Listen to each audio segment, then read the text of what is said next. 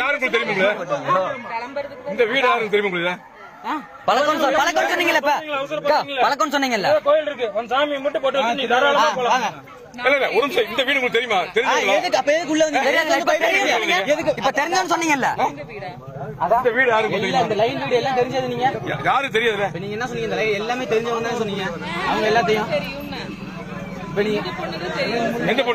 எந்த பொண்ணு உங்களுக்கு தெரியும் சொன்னீங்க? அந்த பொண்ணு பைபிள் எடுத்து நீங்க எல்லாம் இத பவித்ராவா சொல்லி கொடுத்து பாப்பா பவித்ரா நீங்க வாங்க, நீங்க தெரியுமா? சந்தன வச்சு நீங்க கும்புங்க. தெரியுமா உங்கள? ரெண்டு இப்படி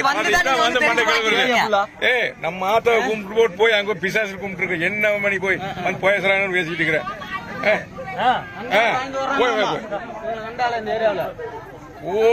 ஒப்பாரி வச்சுட்டு கத்திட்டு போய் பேசிட்டு இருக்கிற 3 நாள் நீ வந்து இந்த கதை தனிக்கு சொல்லி பேசிட்டு போயிட்டு இருக்காங்க எல்லாத்துக்கும்.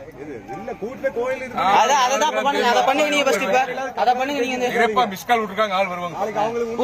வர சொல்லுங்க, வீட்டுல இருந்து யாராச்சும் வர சொல்லுங்க. வீட்டுல இருந்து யாராச்சும் வர சொல்லுங்க.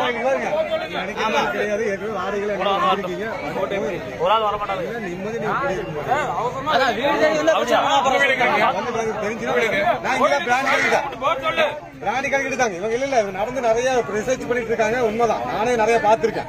நம்ம ஊருக்குள்ளே வராங்கிறப்ப என்ன பண்றது?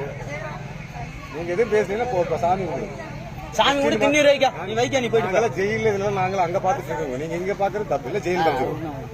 இப்ப நான் போலீஸ் கூப்பிட்டு ஜெயிலுக்கு அனுப்பிச்சிருவேன்.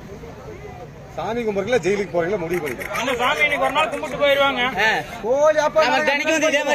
நீங்க உள்ள போங்க, நாங்க கம்ப்ளைண்ட் கொடுக்குறோம். நடங்க, கோயில் கூட்டு போங்க. நான் கம்ப்ளைண்ட்